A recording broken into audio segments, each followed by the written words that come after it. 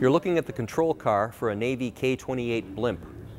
It's currently under restoration. During World War II, blimps would have flown anti-submarine patrols along the Atlantic coast out of naval air stations, including Naval Air Station South Weymouth.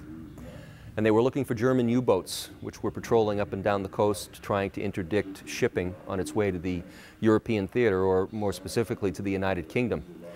This control car is a gift of the Goodyear Corporation, and it's currently under restoration by the volunteers here at the New England Air Museum. Let's take a look at some helicopters. I believe James Bond flew this little autogyro in the movie You Only Live Twice. Drones are not new to the battlefield. This anti-submarine drone, used by the Navy, dates back to about 1963. You can see it's armed with 2 torpedoes, and it has no tail rotor because it has dual counter-rotating rotors overhead, which kept the machine stable. The control unit is housed in this box here to my right. And the large orange machine behind me is a Sikorsky H-34 Seabat.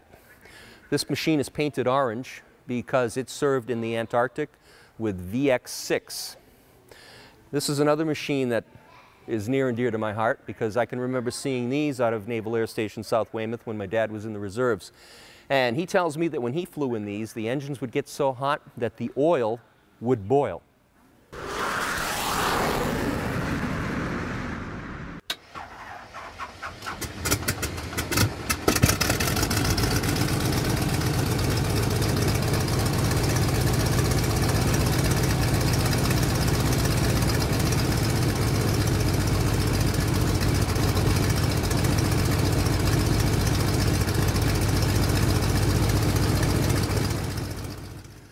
As I cross the threshold and make my final approach into the kids' port, the New England Air Museum has a number of exhibits for the kids so that they can see what it's like to work at an airport, communicate with aircraft, and it looks like it's a good time.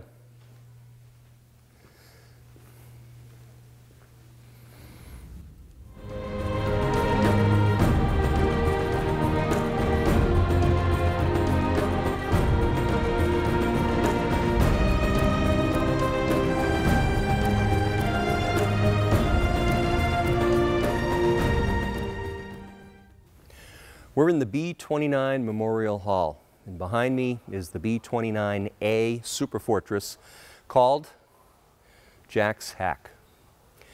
The 58th Bombardment Wing was the first unit to fly the B-29 in combat. The B-29 was the most expensive and sophisticated aircraft of World War II.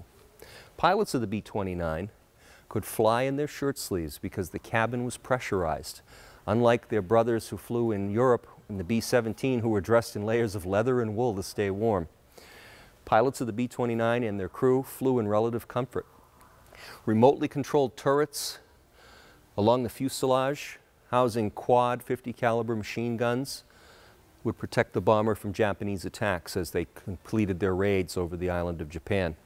And of course, the B-29 is most famously known as the type of aircraft that dropped the atomic bomb on Hiroshima and Nagasaki.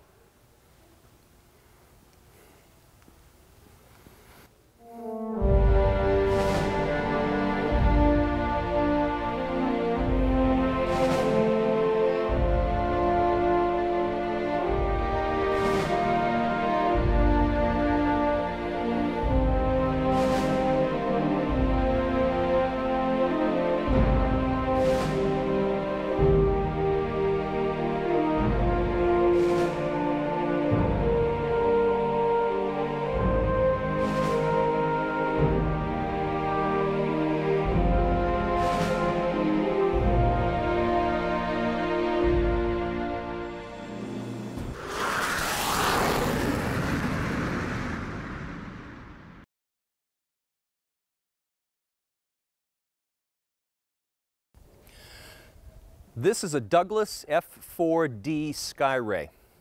This was the last jet fighter designed and built by Douglas. You know, when aircraft arrive at a museum, they don't show up in pristine condition. Oftentimes they need to be worked on to get them into the image that we see in our mind's eye. The aircraft behind me is a Lockheed TV-2 trainer. It's essentially a T-33 Shooting Star in Navy markings. You know, I think back to when I was a kid, And every model airplane that was made out of balsa wood and didn't have one of those little propellers that wound up with a rubber band was basically an F-94 Starfire. I'm standing in front of a Douglas A-3 Sky Warrior. This twin-engine jet aircraft was designed to be a carrier-launched strategic bomber, carrying a nuclear payload. Sikorsky Aircraft Corporation no longer builds the Sky Crane. They sold the rights and the licenses to Erickson Aviation, who now builds and maintains Sky Cranes all around the world, and they're used as firefighting equipment.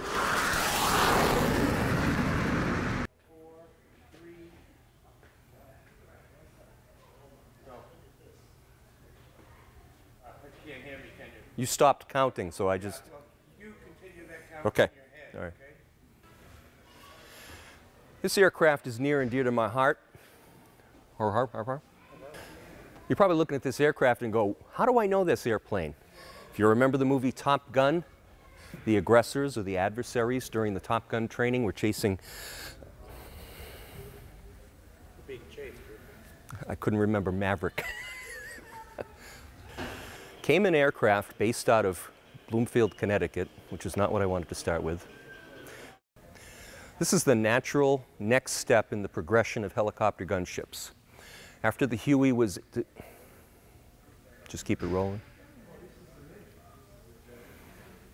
I really don't do this on purpose. I know you don't. The F-6F... I was going to call it something else. You might recognize this aircraft from earlier episodes of Day Trip to History. Normally the episode with the day... It's pretty bad when the host can't even remember the episodes of his own program. This is the Rolls-Royce. This is the Rolls-Royce. Quaaludes are kicking in.